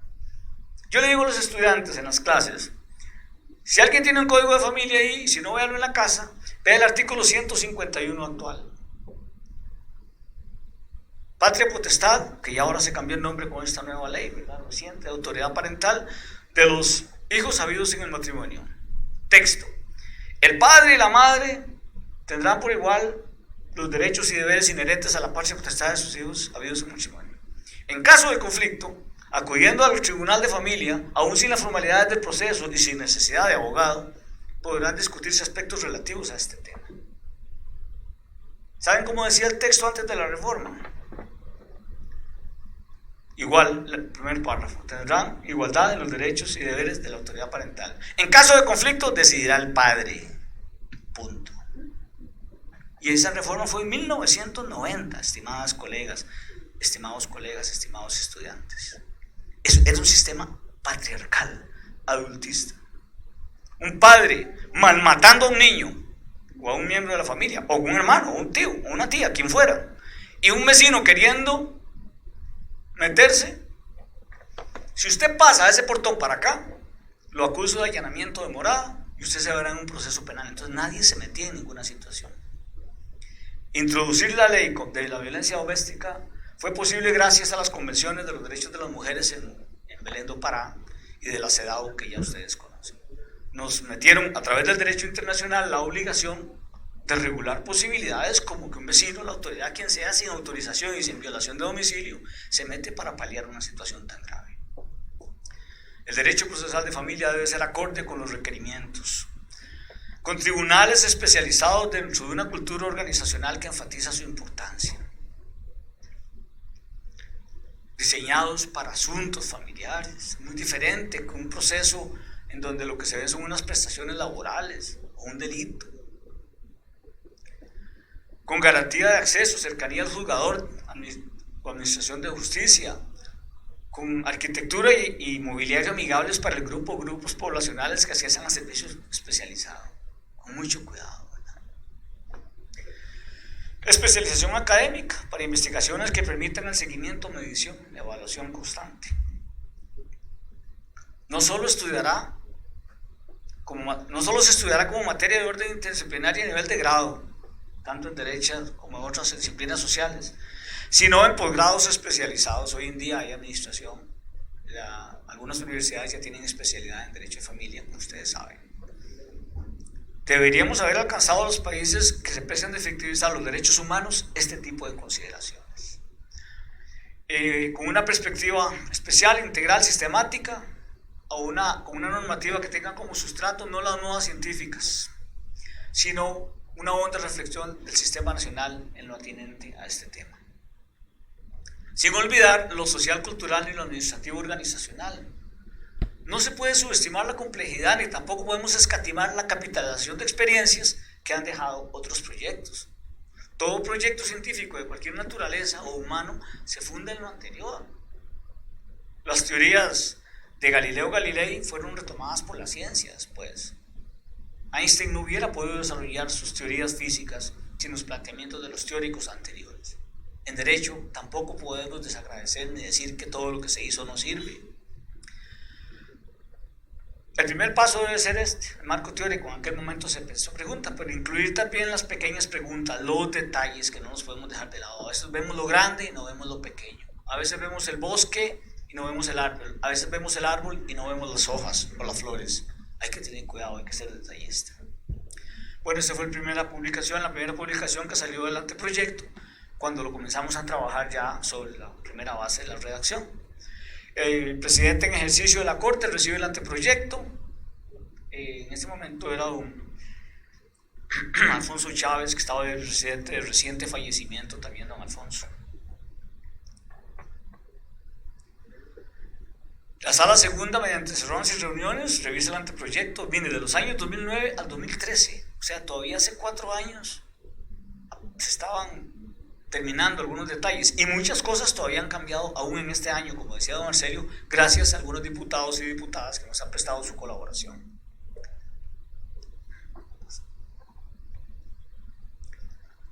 Este es don Alberto Jiménez, su trabajo. Se presentó el proyecto a la Corte Plena el 8 de diciembre del 2008.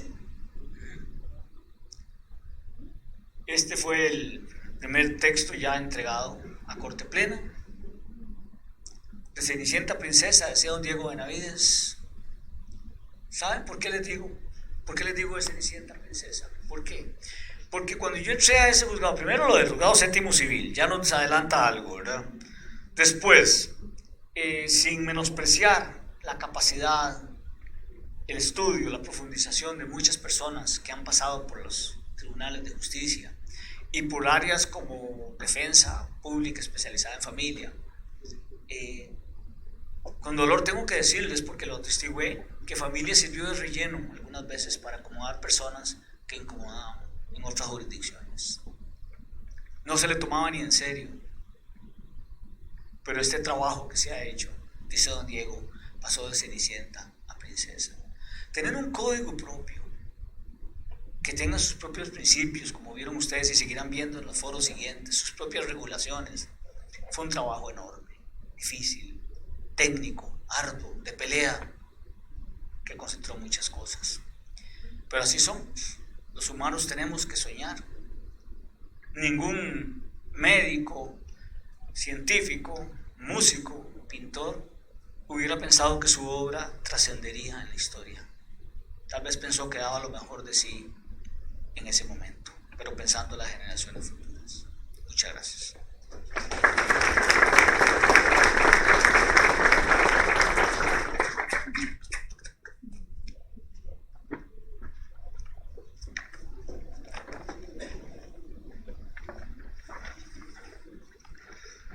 Muchas gracias a Oscar Corrales nuevamente por compartir con nosotros su experiencia de primera mano, ¿verdad? En la creación, todo el proceso histórico que ha tenido este cuerpo legal tan importante para nuestro país. Como él decía, a veces se ve de manera muy banal, ¿verdad? Pero cómo afecta la vida, la calidad de la vida de una persona, un proceso de familia o de pensiones, ¿verdad? Puede afectarle de manera muy drástica y a veces por muchísimos años. Algo sucede así también con materia, por ejemplo, de tránsito. Ustedes escucharon que mi tesis la hice en materia de derecho vial, ¿verdad? La seguridad del peatón. La Universidad de Costa Rica publicó un extracto que se llama Hacia una nueva cultura de seguridad vial. Casi no nos ponemos a pensar que hay más muertes violentas por accidentes de tránsito que por cualquier otro tipo de delito. Homicidios dolosos, femicidios, llámale como quiera. Muere más gente en la calle. Y se ve de una manera muy banal también. Entonces, el esfuerzo de algunos pocos por darle seriedad a esa materia, ¿verdad? Que me complace ver que en algunas sentencias de tránsito ahora se habla de los principios del derecho del tránsito, por ejemplo. Cuando elaboré la tesis estuve en contacto con el doctor Carlos Tabazo, Uruguay, que ha escrito obras muy serias, científicas sobre esta materia. Bueno, algo parecido sucede en materia de familia, ¿verdad? Como nos dice don Oscar, se suele banalizar, ver como algo que no es tan serio, ¿verdad? Vamos a mandar a los jueces que no les va muy bien aquí en materia civil, mandémoslos. O sea, eso no puede ser. No puede ser que los jueces de pensiones alimentarias sean aquellos que apenas están empezando, ¿verdad? Y que van aprendiendo, echando a perder las vidas de la gente, ¿verdad? Las familias. Es una materia muy seria. Y esa es parte del proceso, que ustedes estén aquí, estamos haciendo historia en el proceso de hacer de la ciencia jurídica en materia de familia algo serio, algo que nosotros vamos a dedicarle tiempo y esmero para ser mejores cada día. En ese sentido, quiero darles gracias a todos ustedes por su participación. Vamos a tomar algunas preguntitas, muy pocas, porque quisiera que aprovechemos un almuerzo que les hemos preparado aquí arriba en la cafetería. Entonces, no es así como, ¿verdad?, como una gran manjar, pero es algo que nos esforzamos para que ustedes puedan compartir y hablar con nosotros ya de manera más cercana también. No sé si Oscar va a poder estar un ratito, sino con nosotros, y hacer tal vez algunas preguntas de manera más personal. Entonces, voy a pedirle a la licenciada Fabiola que pase por acá y nosotros desde la mesa vamos a responder algunas poquitas preguntas.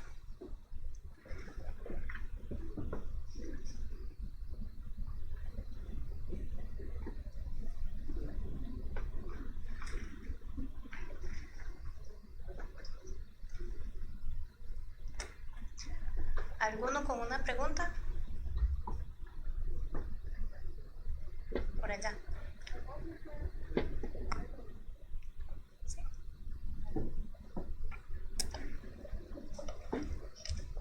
Muy buenos días a todos y todas las presentes. Yo soy jueza de ejecución de la pena, entonces tengo algunas dudas específicamente y a pesar de eso me gusta lo que es la parte de familia y por eso vengo a actualizarme, a pesar de que ya tengo 13 años de no litigar. Específicamente con el artículo 284 que establece la medida especial de apremio corporal. Esta medida de apremio corporal nocturna, ¿cómo se está planteando? ¿Dónde se van a realizar las personas que van a ser apremiadas corporales de forma nocturna? Pensando que en la actualidad solamente está el CAI Jorge Arturo Montero, que es donde reciben las personas apremiadas. Y esto genera también, desde mi punto de vista, un desligue del acercamiento familiar, un traslado innecesario, si fuera que tiene que ser nocturno, de una persona que puede residir en Guanacaste y pidiendo una solicitud de esas, teniendo que trasladarse hasta el CAI Jorge Arturo Montero. Si se ha pensado o cómo se ha idealizado esta parte del apremio corporal nocturno.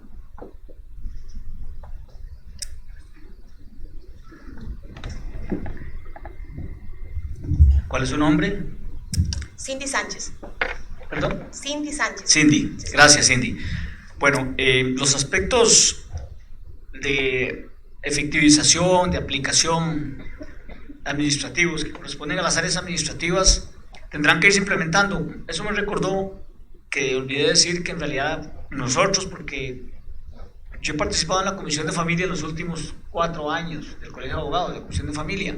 La última junta directiva cambió la coordinación y ya no estoy en la Comisión de Familia, pero algunos integrantes de la comisión mantenemos siempre un grupo que se llama Punto de Encuentro de Familia, donde debatimos algunos temas. Y estábamos hablando de que difícilmente creemos que para 1 de octubre del 2020 entre en aplicación este código con honestidad. Así como ha sido largo el proceso, lo veo difícil justamente por ese tipo de cosas que tienen que irse viendo a ver cómo se hacen. Además de que no, sería imposible hacerlo sin la participación del Ministerio de Justicia, que es el que administra los centros de detención temporal o permanente, de la criminología, que es la rama que se encarga de esos temas, ¿verdad? Entonces, espero que las comisiones que se determinen de aquí en adelante para los trabajos estén dirigidas a hacer enlace con las diferentes instituciones que van a tener el caso de eso. Pero la ventaja es que ya hay un paralelo, ya está el antecedente de las personas detenidas temporalmente en centros nocturnos, como usted mismo lo mencionaba. Bueno, ya hay un comienzo pues, para verlo cómo se amplía, qué posibilidades hay, qué posibilidades presupuestarias también. Sí, les establezco esto a raíz, digamos, de la experiencia que como juez de ejecución de la pena, tanto en adultos como en penal juvenil.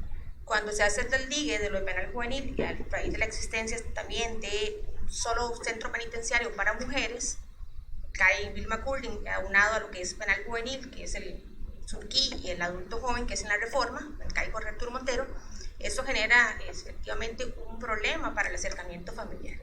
Si tomamos en cuenta que es una persona que va a tener que trasladarse para un apremio corporal nocturno, tendríamos que pensar también en ese acercamiento, que sean centros penitenciarios de apremio corporal cerca de los domicilios de las personas, y no que se quede centralizado como se hace en esta rama de mujeres y penal juvenil, que es solamente en un centro a nivel nacional. Y de los centros de trabajo, porque si la idea es darle oportunidad de que trabajen para que puedan pagar la cuota alimentaria, en los casos del 284, tienen que estar no muy lejos del centro de trabajo. Sí, serían también... No solucionaríamos nada, ¿verdad? Pero sería bueno que lo vayan planteando, porque sí genera mucho problema. Sí. Y el Ministerio de Justicia no tiene ni siquiera tampoco los fondos suficientes y presupuestos para generar centros especializados. Se lo digo así porque ni siquiera hay centros especializados para ciertas ramas, ni adultos, personas adultas, ¿verdad? Que también solamente hay uno a nivel nacional. Quisiera agregar que, bueno, actualmente eso sucede ya, ¿verdad? Porque, como usted dice, si una mujer es detenida por apremio corporal en Guanacaste, adivine dónde va a ir a dar, al Bill McCurdy.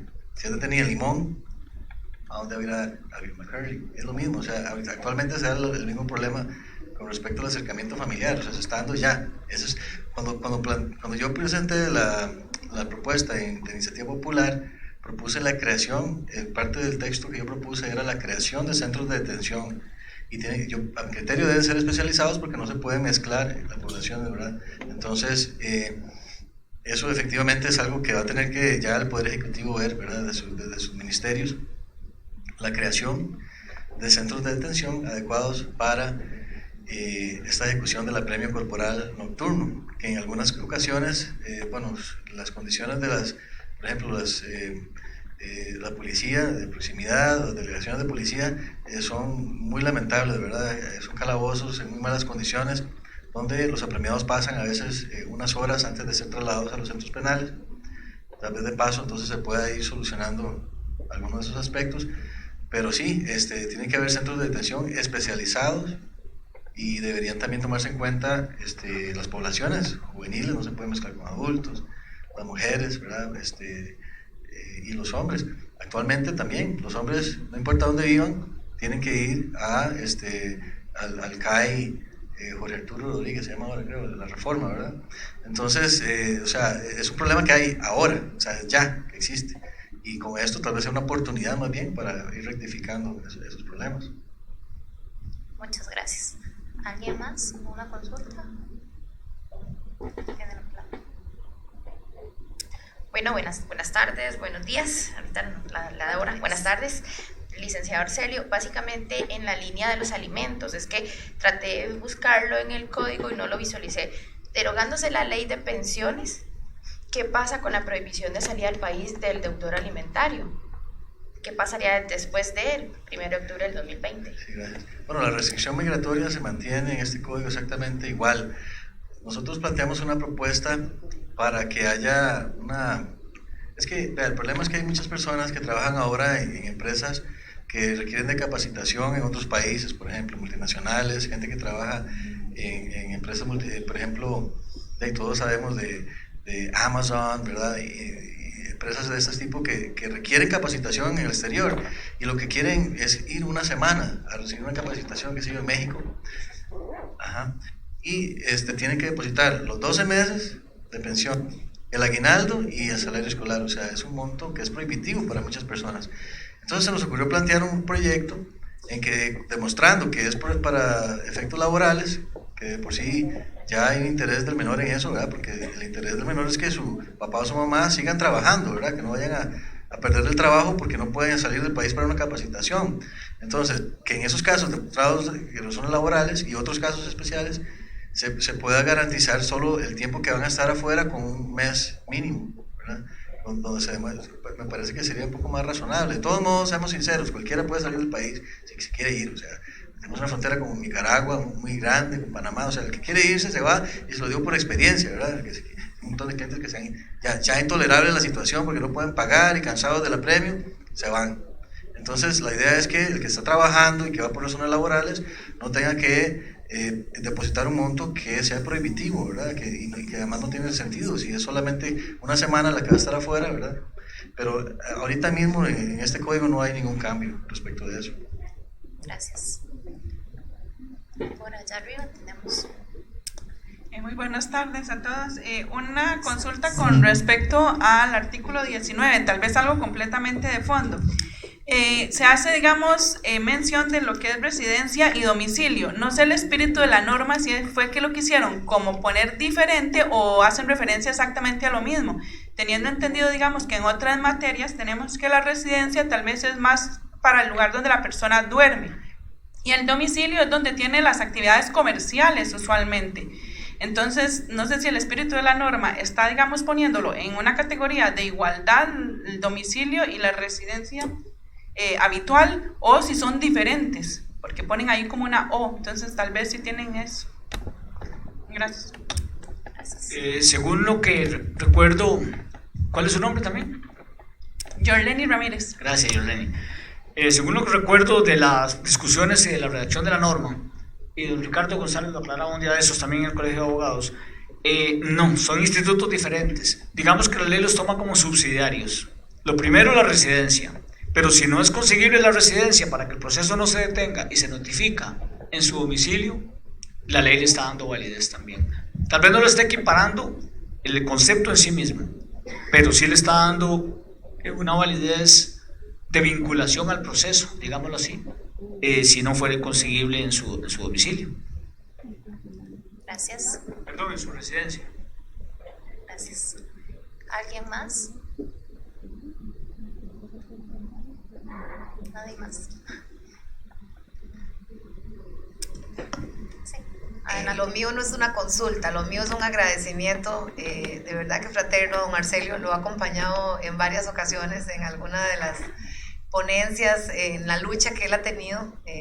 Lo conozco ya con una amplitud y de verdad que le agradezco mucho en nombre de muchas personas, de muchos de mis clientes, que sé que esto les va a ayudar. A veces no es falta de responsabilidad, a veces son faltas de herramientas donde ellos quieren cumplir y se les hace totalmente, hay una negación a muchas cosas, no porque a veces la justicia no lo quiera, porque pues uno conoce que hay que cumplir con ciertas reglas y ciertas normas, pero sí porque están muy ambiguas y porque realmente no se van actualizando de acuerdo a todos los cambios que se vienen dando, de todas las familias, que no era como antes, que el hombre era el único proveedor, sino que ya ahora no son familias, hay una disfuncionalidad, ya hay otros totalmente preceptos de familia.